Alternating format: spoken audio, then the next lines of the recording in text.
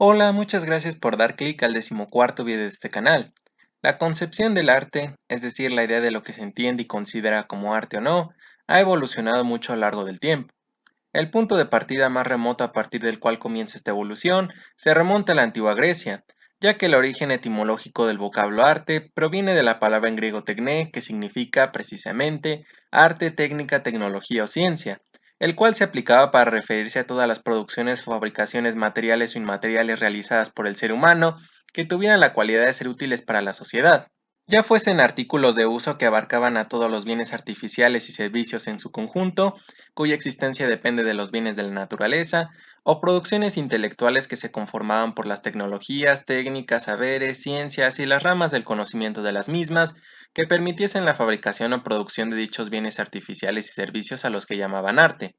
que se traducen en una amplia variedad de cosas o objetos que ya desde ese entonces, del mismo modo que en la actualidad, tenían como fin el satisfacer todo tipo de necesidades o el generar alguna clase de impacto social, no importando además si las fabricaciones o producciones en cuestión se trataran de algo tan sencillo como la creación de una silla, un platón, una vasija, una comida, o algo más complejo como un poema, una escultura, un templo, el saber navegar correctamente, o incluso las aplicaciones prácticas de la astronomía, siempre y cuando cumplieran con alguno de los dos fines antes mencionados, y sin ser trascendental la magnitud en la que lo hicieran para que se les valorara como arte o no. Por lo que se le consideraba como un artista tanto a un constructor como a un escultor, a un cocinero, a un poeta, a un navegante, a un astrónomo, o en general a cualquier otro ciudadano que se desempeñara en algún otro oficio que implicara un trabajo físico o intelectual en el que se requiriera poseer una habilidad o destreza que se pudiera adquirir mediante el uso de la experiencia y de la racionalidad, siendo esta la forma en la que el Tecné hacía posible transformar a los bienes naturales en bienes artificiales. Aunque como ya se indicaba no únicamente eso, y es que si bien los griegos consideraban que el arte era cualquier creación humana y cualquier tecnología, técnica, saber o ciencia por medio de las cuales fuesen posibles dichas creaciones, hacían una distinción especial a 9 artes que valoraban como bellas por su estética y emotividad plausible, las cuales pese a no cumplir con el fin de satisfacer necesidades y no transformar a los bienes naturales en bienes artificiales, solo podían efectuarse mediante el uso de tecnologías o técnicas específicas y generaban un impacto social cumpliendo con los fines de servir para el progreso de la civilización, el funcionar como medios de entretenimiento, así como el de ser transmisores de algún mensaje o sentimiento, en el que sus respectivos artistas recibían la inspiración de diferentes divinidades conocidas como musas, siendo cada una de ellas la diosa representativa de cada una de las bellas artes correspondientes. Inicialmente solo se les rendía culto en las polis que constituyen a la Liga de Beocia, ubicada en la región occidental de Grecia, a Meletea, Nemea y Aedia, musas de la meditación, la memoria y el canto, respectivamente, las cuales fueron fundamentales para desarrollar el arte poético religioso. Sin embargo, hacia mediados del siglo VIII a.C., en la época arcaica de la antigua civilización griega, el ilustre poeta Homero determinaría que en realidad había 9 musas, que más tarde serían nombradas por el también sobresaliente poeta Hesiodo. Las 9 divinidades eran hijas de Nemosín, la diosa de la memoria, y de Zeus, el dios del cielo y el trueno. La primera de ellas era Calíope, la de la bella voz, la musa de la poesía épica y de la canción narrativa. Luego estaba Clio, la que celebra, la musa de la historia de epopeya. Le Seguierato, la amorosa, la musa de la poesía lírica y de la canción amatoria, continuada por Euterpe, la del deleite, la musa de la música, en especial de la flauta. Luego estaba Melpómene, la que canta, la musa de la tragedia. Enseguida estaba Polibnia, la de los muchos himnos, la musa de los cantos, principalmente de los himnos. Por otra parte estaba Talía, la que florece, la musa de la comedia. Después estaba Terpsícore, la del deleite de la danza, la musa de la poesía coral y de la danza. Y por último Urania, la celestial, la musa de la astronomía, de la poesía didáctica y de las ciencias exactas. Y aunque de igual forma se rindió culto en la polidecisión a 3 musas diferentes, que eran las hijas de Apolo, el dios de la música, llamadas Efiso, Apolonis y Boristenis, las cuales representaban a las cuerdas de la lira, que era un instrumento musical cuyo sonido se asemeja mucho al que emite el arpa, el cual, según muchos artistas, sobre todo poetas, brindaba melodías placenteras que inspiraban y mantenían el entusiasmo. Son las 9 musas hijas de Nemosine y de Zeus las que se consideran canónicas dentro de la mitología griega, por ser las que dieron un mayor desarrollo artístico a su civilización y por el gran hecho de introducir a las primeras bellas artes. Dicho esto, es de suma importancia señalar también que los griegos dividieron a las artes en artes superiores y en artes menores. Las artes superiores, por un lado, eran aquellas que podían apreciarse por medio de los sentidos superiores, que son la vista y el oído, que abarcaban casi de forma única las bellas artes, y por otro lado las artes menores, que eran aquellas que se podían apreciar con los sentidos menores, que son el gusto, el olfato y el tacto, es decir, aquellas en las que era necesario entrar en contacto con el objeto, las cuales aludían en mayor medida a las artes comunes que se componían por los bienes artificiales y servicios en su conjunto. No obstante, en años posteriores, hacia fines del siglo IV y principios del siglo III a.C.,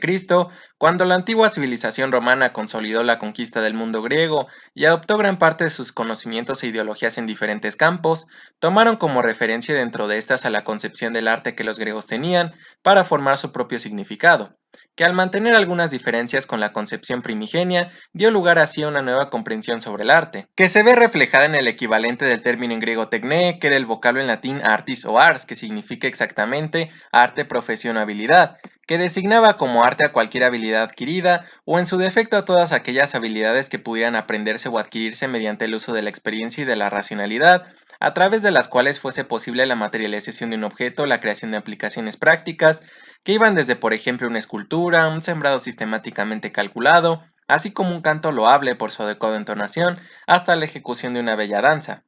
A partir de esta idea, los romanos establecieron además una clara distinción entre el arte y la ciencia, en discrepancia con los griegos que la incluían dentro del tecné y la llamaban de la misma forma, ya que fueron ellos quienes la acuñaron con el término latín scientia, que utilizaron tanto para aludir a los diferentes conjuntos de conocimientos organizados como para oponerla del arte, puesto que consideraban que se conformaba por conocimientos puros y especulativos que no desarrollaban saberes, los cuales poseen la característica de ser prácticos y ser por lo tanto los que hacen realmente factible la existencia de cualquier creación en comparación con un conocimiento puro o especulativo. Es por esta razón por la que solo consideraban como arte dentro del bagaje científico a todas las aplicaciones prácticas que las diferentes ciencias ofrecían para una producción material o inmaterial. Este nuevo concepto provocó, por otra parte también, que se desligara para siempre a la ciencia del tecné, algo que no ocurrió con la técnica ni con la tecnología, ya que en su caso, hoy en día se nos sigue remitiendo al tecné si deseamos conocer su origen etimológico. De esta forma, mientras que los griegos consideraban que el arte era cualquier producción realizada por el ser humano que tuviera como fin la satisfacción de necesidades o la generación de alguna clase de impacto social, aunadas al conjunto de tecnologías, técnicas y aplicaciones prácticas de las ciencias, para los romanos el arte únicamente abarcaba estas últimas y no el producto final, con excepción de las bellas artes, a las que sí se les consideraba como arte tanto en su saber práctico como en su producto final, teniendo tan solo como variación que las musas promotoras de las bellas artes, a quienes también les rendían culto, eran hijas de Mnemosín, la diosa de la memoria, y de Júpiter, el dios del cielo y el trueno, que fue el símil de Zeus en la mitología romana. Pero exceptuando esta diferencia, las musas tenían los mismos nombres y eran en esencia las mismas que las de la mitología griega.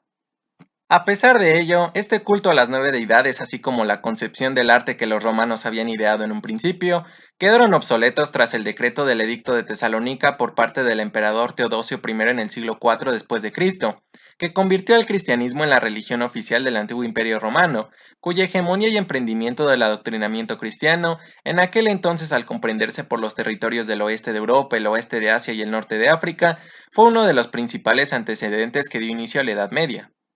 El decreto, entre muchas otras cosas más, prohibía y castigaba con el destierro la muerte según la gravedad del incumplimiento, que más tarde evolucionarían a castigos más severos que fueron los métodos de tortura, que en la mayoría de los casos se ejecutaban hasta la muerte de los condenados llevados a cabo por la Santa Inquisición, a todas las personas que llevaran a cabo actividades y cultos paganos, que eran todas aquellas acciones o creencias relacionadas a una religión politeísta, es decir, a todas aquellas religiones cuyas creencias se basaran en la existencia de varios seres divinos o dioses, que por obviedad no pertenecían a los dogmas de fe del cristianismo o del judaísmo, que pese a no ser la religión oficial en la antigua Roma, por tratarse de una religión monoteísta mantuvo cierta tolerancia por parte del Imperio Romano, al menos durante algún tiempo. Esto trajo como consecuencia que la adoración de las musas quedara proscrita de la cultura romana por más de 1000 años. Y es también en este punto histórico en el que la concepción que los romanos habían ideado en un comienzo sobre el arte, al que denominaban artis o ars, cambiaría drásticamente pasando de considerarse como el ejercicio de cualquier habilidad que hiciese posible la creación de cualquier producción humana, material o inmaterial, a solo emplearse para aludir a todas aquellas obras o trabajos que expresaran mucha creatividad y emotividad, cuyo propósito fuera el dar placer a los sentidos o al intelecto, y el destinarse al ocio humano o a la percepción estética, como lo son una escultura, una pintura, una dramatización o un texto literario. Con base en esta nueva concepción se originarían otras que permitieron complementar y comprender mejor a la misma, que son los conceptos de obra de arte y obra maestra, cuyas ideas han permanecido estáticas. Una obra de arte u obra artística, en primer lugar, es como tal cualquier producto o creación al que se le atribuye una función artística, y una obra maestra, por su parte, se define como una reserva especial para todas aquellas obras de arte, que por los motivos que sean, son obras particularmente de digna admiración. Este último concepto surgió como referencia a las piezas artesanales realizadas que en el seno de su gremio correspondiente, que eran todas aquellas personas que, dentro de un conjunto se dedicaban al arte, desearan obtener el título de maestro, y aunque con el tiempo se comenzó a usar este término como sinónimo del vocablo magnus opus, que se usaba para aludir a las que fuesen considerada como la mayor producción de un artista a lo largo de su vida, posteriormente se descartaría esta similitud y se seguirían empleando para referirse a todas aquellas obras artísticas que fuesen laudatorias por motivos diversos. Y en este sentido que se sigue manteniendo, un artista o un artesano puede crear no una sino varias obras maestras durante su vida, a diferencia del sentido estricto del magnus opus, que solo valora como obra maestra una sola de las obras que un artista o artesano tiene en su haber. Aquí vale la pena aclarar que la diferencia entre un artesano y un artista es que el primero es un creador de obras múltiples que se pueden replicar, y el segundo es un productor de obras múltiples que no se pueden replicar. Por ejemplo, un carpintero podría considerarse como un artesano, porque es un productor de diferentes estructuras y accesorios de madera como una puerta o un armario que se pueden replicar un sinfín de veces. Y un pintor en cambio es un artista, porque cada una de sus obras generalmente son diferentes entre sí, pero no por ello las obras de un artesano dejaban de considerarse como arte, ni tampoco recibían una peor valoración contra las obras de un artista. Ahora bien, pese a que el arte tuvo un progreso ligeramente significativo durante la Edad Media, a diferencia del resto de ámbitos sociales como la economía o la política, que sufrieron un estancamiento, ninguna de las obras artísticas u obras maestras de la Edad Media tuvieron una expresión libre, pues todo el arte y todas las diferentes manifestaciones culturales debían dirigirse o apegarse a la religión. Y no sería hasta el siglo XV con el arribo del Renacimiento, en el que las obras artísticas ahora pasarían a tener como principales características en primera instancia que en mayor parte, aunque no de forma obligatoria, se dirigirían a la expresión del humanismo y de la naturaleza en su máximo esplendor, y en segunda instancia que evocarían algunas de las ideas existentes de las épocas antiguas, con la pretensión de tomar como ejemplo a su belleza idealizada, dentro de las que se ubican las musas, que después de haberse dejado en el tintero por más de un milenio, regresarían pero esta vez no con el fin de inspirar a los artistas, sino con el de servir como modelo para todo aquello que se valorara como bello dentro del arte. De manera que durante este periodo se consideró restringidamente como todas las bellas artes propuestas por los antiguos griegos, que de forma reducida se contenían en cuatro, que eran la arquitectura, la danza, la música y la ciencia, a la que vieron y en su lugar incluyeron a la pintura, por lo que el arte ya solo se entendería como cualquier actividad o producto realizado con una finalidad estética y comunicativa, mediante la cual se expresaran ideas, emociones y diferentes perspectivas del mundo que fueran provenientes de las bellas artes, convirtiéndose en la definición que hoy en día se aplica para la misma. Sin embargo, las bellas artes sufrirían a la postre alteraciones en los siglos siguientes e incluso en años recientes. La primera de estas ocurrió en el año 1746, cuando el filósofo, humanista y retórico francés Charles Batet unificaría diversas teorías sobre belleza y gustos que existían en su época para reformar a las bellas artes, en las que incluyó originalmente a la danza, la escultura, la música, la pintura y la elocuencia, pero con el tiempo la lista sufriría muchas modificaciones más, ya fuese porque las bellas artes se conmutaban, suprimían o añadían según la apreciación subjetiva de diferentes teóricos. Aunque finalmente se llegó a un acuerdo por la mayoría para establecer a las 6 bellas artes clásicas que hoy en día conocemos, que contemplarían solo las artes que formaban parte de las artes superiores propuestas por los antiguos griegos, siendo esta la razón por la que se les llamaría clásicas, que en general se asocian casi exclusivamente a las artes plásticas o artes visuales, y cuentan con los atributos de aspirar siempre a la belleza, ya que independientemente del mensaje que busquen transmitir, siempre lo hacen de forma estética, emotiva, trascendente y profunda. Su siguiente atributo es que son de carácter universal, puesto que son apreciables por toda la humanidad sin importar las particularidades de su proveniencia, y finalmente son duraderas, debido a que en su mayoría tienen la capacidad de perdurar con el tiempo y comunicar su contenido a las generaciones venideras, ya sea en museos, reproducciones o soportes especializados. La primera de ellas es la arquitectura, que es el arte de proyectar y construir edificaciones. La segunda es la danza, que es el arte en el que se utiliza el movimiento del cuerpo con un ritmo determinado, usualmente acompañado de la música para expresar diferentes sentimientos y emociones, ya sea con el fin de interactuar socialmente o con el fin de entretener. El tercero es la escultura, que es el arte de crear formas en el espacio tanto exentas como en relieve.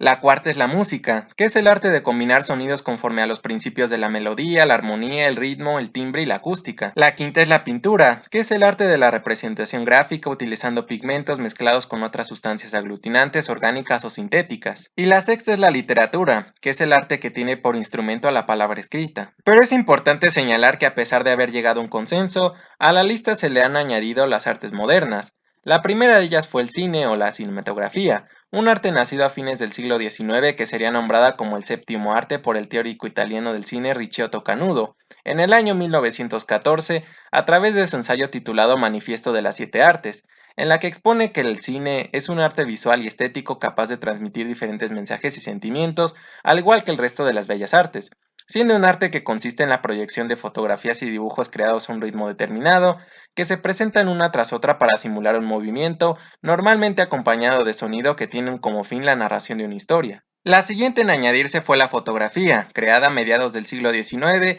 que es el arte que capta imágenes de la realidad en papel, usando una máquina que recibe el nombre de cámara, la cual ocupa el lugar de ser la octava arte. Más tarde se añadiría también al cómic, creado a principios del siglo XX, que es el arte de narrar historias mediante secuencias de dibujos que, mezclados con textos, se distribuyen en cuadros llamados viñetas, formando así una secuencia en páginas que se colocan una tras otra, que vendrían a tomar el lugar de ser la novena arte. Y finalmente se ha añadido al origami o la papiroflexia, que es el arte que consiste en el plegado del papel sin usar tijeras ni pegamento, con la finalidad de obtener figuras diversas, siendo un arte que pese a mantenerse dentro del ámbito de las prácticas artesanales de la Edad Media, hasta hace pocos años ha generado un gran interés renovado por comprender el comportamiento de la materia plegable, tanto a nivel artístico como a nivel científico, que ha dado un impulso a una generación de artistas cuyas obras merecen considerarse dentro de las bellas artes, por lo que se le considera como el décimo arte. Y aunque parece ser que todos estos esfuerzos por fusionar a las bellas artes modernas con las bellas artes clásicas,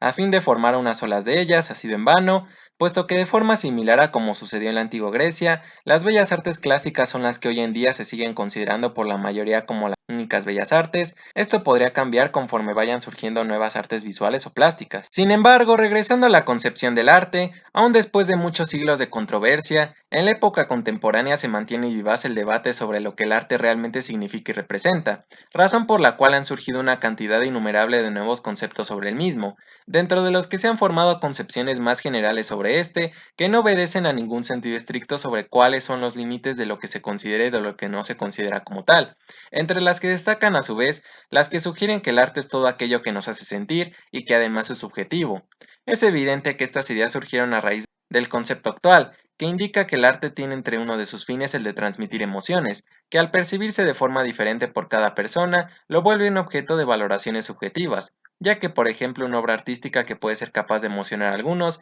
al mismo tiempo puede parecerle indiferente a otros, y aunque pueden parecer conceptos precisos que se dirigen a explicar por qué la subjetividad artística es válida, al no aclarar qué es el arte en sí y solo establecer que es subjetiva, las convierte en conceptos vagos y ambiguos que dan lugar a la interpretación de que el arte puede ser todo, siempre y cuando nos genere alguna emoción o sentimiento, tratándose de conceptos que pueden relacionarse fácilmente con las tendencias que existen hoy en día, que señalan que nosotros como personas también somos arte, al igual que los animales, las plantas o cualquier otro ser vivo, así como la naturaleza, el planeta y el universo, siendo concepciones que, aunque para muchos teóricos del arte se tornan en algo absurdo y molesto, desde mi perspectiva creo que nos podría dar un valor extra aunado al que ya de por sí tenemos. Por otra parte, también se ha generado un debate sobre si el arte debe estar sujeto a técnicas y tecnologías o si su práctica debería ser libre y no someterse a ningún arreglo o procedimiento, más que al intelecto e imaginación, que aunque parece ser una buena propuesta, no es realista en su ejecución, porque es innegable que cualquier arte, de la misma forma que cualquier ciencia, técnica o tecnología,